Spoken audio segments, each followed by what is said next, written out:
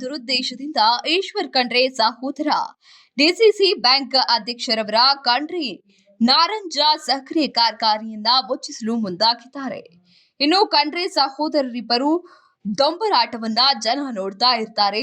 ಮುಂದಿನ ದಿನಗಳಲ್ಲಿ ಅವರಿಗೆ ಜನರೇ ತಕ್ಕ ಪಾಠ ಕಲಿಸ್ತಾರೆ ಎಂದು ನರಂಜ ಸಕ್ಕರೆ ಕಾರ್ಖಾನೆಯ ಅಧ್ಯಕ್ಷ ಡಿಕೆ ಸಿದ್ದರಾಮ ಖಂಡ್ರೆ ಸಹೋದರರ ವಿರುದ್ಧ ಕಿಡಿಕಾರಿದ್ದಾರೆ. ಸುದ್ದಿಗೋಷ್ಠಿಯಲ್ಲಿ ಮಾತನಾಡಿರುವ ಅವರು, ಜಿಲ್ಲೆಯಲ್ಲಿ ಅತಿ ಹೆಚ್ಚು ಸಕ್ಕರೆ ಉತ್ಪಾದಿಸುವ ಕಾರ್ಖಾನೆ ನರಂಜ ಆಗಿದೆ. ವರ್ಷದಲ್ಲಿ ಸುಮಾರು 20 ಕೋಟಿ ಲಾಭ ಗಳಿಸುತ್ತೆ. ಆದರೆ ಖಂಡ್ರೆ ಸಹೋದರರ ಅವರು ಖಂಡ್ರೆ ರಾಜಕೀಯ ದುರುದ್ದೇಶದಿಂದ ನರಂಜ ಕಾರ್ಖಾನೆಗೆ ಡಿಸಿಸಿ ಬ್ಯಾಂಕ್ ಅಧಿಕಾರಿಗಳಿಂದ ಕಿರುಕುಳ ಕೊಡ್ತಾ ಇದ್ದಾರೆ. 2002ರಲ್ಲಿ ನಾವು ಪಡೆದ ಸಾಲ 55 ಕೋಟಿ. ಆದ್ರೆ ಈಗ ಅಸಲು ಬಡ್ಡಿ ಸೇರಿ 669 ಕೋಟಿ ಆಗಿದೆ ಅಂತ ಇದ್ದಾರೆ. ಇದು ಕೂಡ ರೈತರಿಗೆ ಎಫ್ಐಆರ್ ದರಕ್ಕಿಂತ ಹೆಚ್ಚಿನ ಹಣ ನೀಡಿದ್ದರೆ ಸಾಲ ಆಗಿದೆ. ಆದ್ರೆ ರೈತರಿಗೋಸ್ಕರ ನಾವು ಜೈಲಿಗೆ ಹೋಗಲು ಸಿದ್ಧವಿದ್ದೇವೆ. ಆದ್ರೆ ನಮ್ಮಷ್ಟೇ ಸಾಲ ಮಹಾತ್ಮ ಗಾಂಧಿ ಕಾರ್ಖಾನೆ ಮೂಲ ಸುಮಾರು 500 ಕೋಟಿಗೂ ಹೆಚ್ಚು ಸಾಲ ಇದೆ. ಮಹಾತ್ಮ ಗಾಂಧಿ ಕೇವಲ 8 ಜನ ಹೋಗ್ತಾರೆ.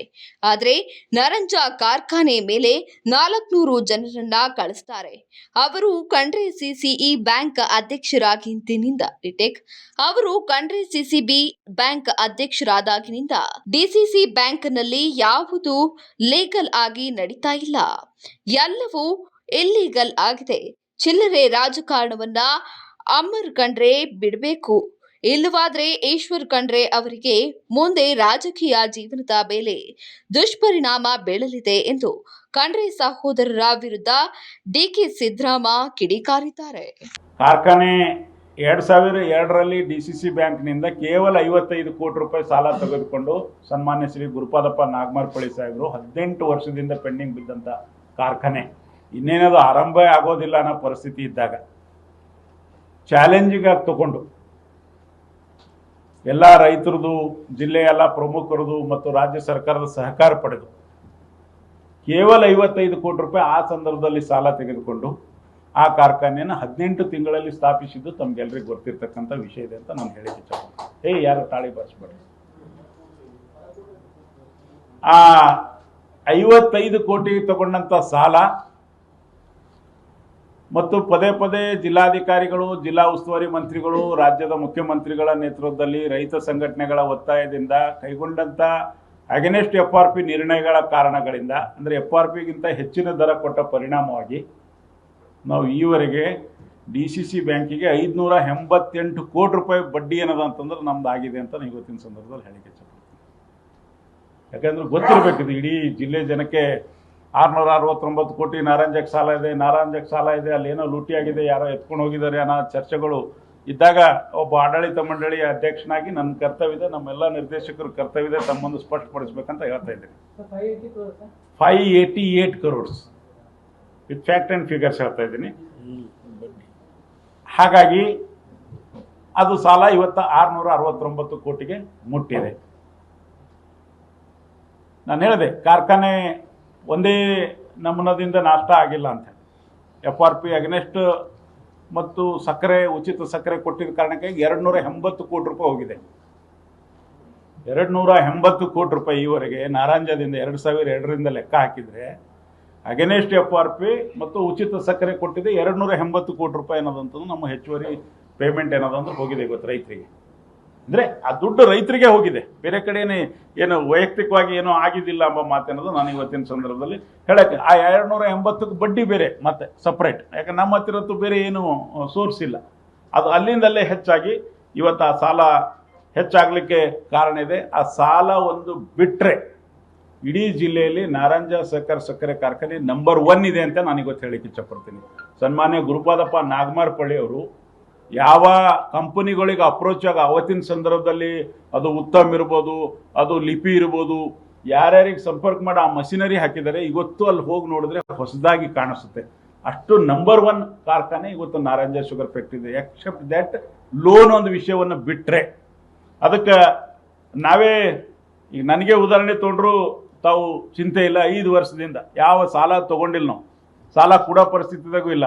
ಆಗಿಂದಾಗೆ ಕಿರಣ ತಂದು ಅಡಿಗೆ ಮಾಡಿ ಪರ್ಫೆಕ್ಟಾಗಿ ಯಾರ್ದು ₹1 ಬಾಕಿ ಇಲ್ದಂಗೆ ಆ ಸಕ್ಕರೆ ಕಾರ್ಖಾನೆ ನಡೆಸಿದ್ದೇವೆ ಮತ್ತು ಇವತ್ತು 20 ಕೋಟಿ ನಾವು ಲಾಭ ತಂದಿದ್ದೇವೆ ಅಂದರೆ ಇದ್ರ ಮೇಲೆ ತಾವು ಅರ್ಥ ಮಾಡ್ಕೋಬೋದು ಎಂಬ ಮಾತನ್ನೋದು ನಾನು ಸ್ಪಷ್ಟವಾಗಿ ಹೇಳಿಕ್ಕೆ ಇಚ್ಛಪಡ್ತೇನೆ.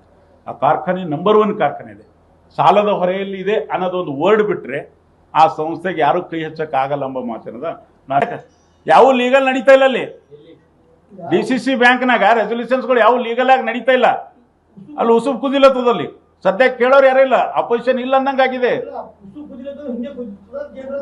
ನೋಡೋಣ, ಸಮಯ ಬರ್ತು ಸರ್. ಅಲ್ಲಿ ಸುಭಾಷ್ ಗಂಗಾ ಅನ್ನೋರು, ಗಂಗಾ ಕಂಪನಿದವರು ಮೊದಲನೇ ಆಗಿ ತಗೊಂಡಿದ್ರು, ಅವರಿಂದ ಈಗ ಅವ್ರು ಒಲ್ಲ ಅಂತ ಬರ್ಕೊಟ್ಟಾರ. ಸೆಕೆಂಡ್ ಬಸವರಾಜ್ ಅನ್ನೋರಿಗೆ ಮತ್ತೆ ಆರ್ಡರ್ ಕೊಟ್ಟಿದ್ದಾರೆ. ಹಾಗಾದ್ರೆ ಬೆಂಗಳೂರಿನೆಲ್ಲ ಆಗಿ ಸಭೆ ಸುಳ್ಳ? ಯಾರಿಗೂ ಮೂರ್ಖ ಮಾಡ್ಬೇಕಲ್ಲತ್ತೀರಿ? ಬಟ್ ಇಲ್ಲಿ ಮಾರ್ಲತ್ತಾರ ಸರ್. ಮಣ್ಣಿನ board resolution DC bank board resolution plot ಮಾಡಿ ಮಾರ್ಬೇಕಂತ ರೆಸೊಲ್ಯೂಷನ್ ಮಾಡಿದ್ದಾರೆ. ಯಾರು ಕೇಳಬೇಕು? ನಾ ಮಾಡಿ ತೋರಿಸ್ತೀನಿ ಅಲ್ಲತ್ತಾರ. ಈಗ ಮೇಡಮ್ಗೂ ನಾನು ಲೆಟರ್ ಕೊಡಕ್ಕೆ ಹೋದ್ರೆ ನಾನು ಕೀಲಿ ಹಾಕಿ ತೋರಿಸ್ತೀನಿ, ಅದು ಹಾಕ್ರಿಂದ ನಾನು ನನ್ನ ವೈಯಕ್ತಿಕ ಏನಿಲ್ಲ, ನಂದೇನದ ಒಂದು ಕ್ವಿಂಟಲ್ ಸಕ್ಕರೆ ಅಲ್ಲಿ ಇಲ್ಲ. ನೋಡೋಣ, ರೈತರು ಈ ಕಡೆಯಿಂದ ಒಂದು 10,000 ರೈತರು ಬರ್ತಾರೆ, ಆಗಲಿ. ಕಾನೂನು ವ್ಯವಸ್ಥೆನೇ ಹಾಳ್ಗೆಡೋದು ಕೆಲಸ ತಮ್ಮದಿದೆ ಅಂದರೆ ಹಂಗೆ ಆಗ್ತದೆ. ಅದಕ್ಕೆ ಮಾನ್ಯ ಜಿಲ್ಲಾ ಉಸ್ತುವಾರಿ ಮಂತ್ರಿಗಳು ಇದ್ರ ಬಗ್ಗೆ ದಯವಿಟ್ಟು ನಾನು ಕಳಕಳಿಯಿಂದ ವಿನಂತಿ ಮಾಡ್ಲತ್ತೀನಿ, ದಯವಿಟ್ಟು ಅಮರ್ ಖಂಡ್ರೆ ಅವ್ರಿಗೆ ಕಂಟ್ರೋಲ್ ಮಾಡ್ರಿ.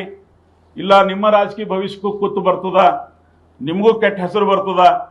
ಇದೇನು ಅಮರ್ ಖಂಡ್ರೆ ದ್ವೇಷದ ರಾಜಕೀಯ ಮಾಡ್ಲತ್ತಾರ, ಇದು ನಿಲ್ಲಿಸ್ಲಕ್ಕೆ ಹೇಳ್ರಿ ಅಂತ ನಾನು ವಿನಂತಿ ಮಾಡ್ತೀನಿ. ಜನ ಎಲ್ಲ ಡೊಂಬರಾಟ ನೋಡ್ತಾ ಇದ್ದಾರೆ. ನಾವು ಅಷ್ಟು ಈಜಿ ತಿಳ್ಕೊಳ್ಬೇಡ. ಉಮಾಕಾಂತ್ ನಾಗಮಾರ್ಪಳ್ಳಿ ಅವರಿದ್ದಾಗ DCC ಬ್ಯಾಂಕ್ ಲಾಭದಲ್ಲಿತ್ತು. ಗುರುಪಾದಪ್ಪ ನಾಗಮಾರ್ಪಳ್ಳಿಜಿ ಅವರಿದ್ದಾಗ ರಾಷ್ಟ್ರ ಮಟ್ಟದ ಪ್ರಶಸ್ತಿ ಮೇಲೆ ಪ್ರಶಸ್ತಿ ತಗೊಂಡಿದ್ದೆವು. ಈಗ ಯಾಕೆ 189 ಕೋಟಿ ಲಾಸ್ ಆಯಿತು? ಇವೇ ಶುಗರ್ ಫ್ಯಾಕ್ಟ್ರಿ ಲೋನ್ ಆಗ್ಬಿದ್ದು. ಯಾರು ನಬಾರ್ಡ್ ಕಂಪ್ಲೇಂಟ್ ಕೊಟ್ಟರು ಈ ಶುಗರ್ ಫ್ಯಾಕ್ಟ್ರಿಗಳು ಕೆಲಪ್ಪ? ಯಾರು RCS ಕಂಪ್ಲೇಂಟ್ ಕೊಟ್ಟರು? ಯಾರು ಜಿಲ್ಲಾಕ್ಕೆ ಬೆಂಕಿ ಹಚ್ಚಿ ಪೂರ ಜಿಲ್ಲಾ ಅಭಿವೃದ್ಧಿ ಹಾಳು ಮಾಡಿದ್ರು? ಬರಲಿ, ಮುಂದಿನ ದಿನದಾಗ ಹೇಳ್ತೀನಿ ನಾನು. ಇದೇ ಅಮರ್ ಖಂಡ್ರೆನೇ ಕಂಪ್ಲೇಂಟ್ ಕೊಟ್ಟಿದ್ದಾರೆ ಜಲಸಿದಿಂದ. ನಮಗೆ ಇನ್ನೂ ಹಾಳು ಮಾಡೋದಿಲ್ಲ. ಉಮಾಕಾಂತ್ ನಾಗಮಾರ್ಪಳ್ಳಿ ಅವ್ರು ಹಿನ್ನ ಯಾಕೆ ಸುಮ್ ಕುಂತಾರ ನಾವೇ ಕೇಳ್ತೇವ್ರಿ ಬಾರ್ ಅವ್ರಿಗೆ ಯಾಕೆ ಸುಮ್ ಕುಂತಾರ ನಾವೇ ಬಾರ್ ಅವರಿಗೆ ಉಲ್ಟಾ ಚಡಿಸ್ತೇವೆ. ಅಣ್ಣ ನೀವ್ ಯಾಕೆ ಸುಮ್ ಕೂತೀರಿ ಅಂತ ಅವ್ರಂತಾರ. ನಮ್ಮ ಅಪ್ಪರ್ ಕಟ್ಟಿ ಸಂಸ್ಥೆ ಹಾಳಾಗ್ಬಿಡ್ದು, ಏನ್ ರಾಜಕೀಯದ ಅವ್ರಿಗೆ ಎಚ್ಚರಲ್ಲ, ಅವ್ರು ಚಂದ ಮಾಡಿ ತೋರ್ಲಿ, ನಾವು ಸಪೋರ್ಟ್ ಮಾಡಾರಿ ಅಂತ ಸುಮ್ ಕೂತಾರ. ನಾವ್ ಎದುರು ಹೇಳತ್ತೀನಿ, ಅವ್ರ ಪಕ್ಕಕ್ಕೆ ಕುಡ್ಸ್ಕೊಂಡು ಈ ಮಾತು ಹೇಳತ್ತೀನಿ, ಸುಳ್ಳು ಹೇಳಕ್ ಬರಲ್ಲ ನನಗೆ.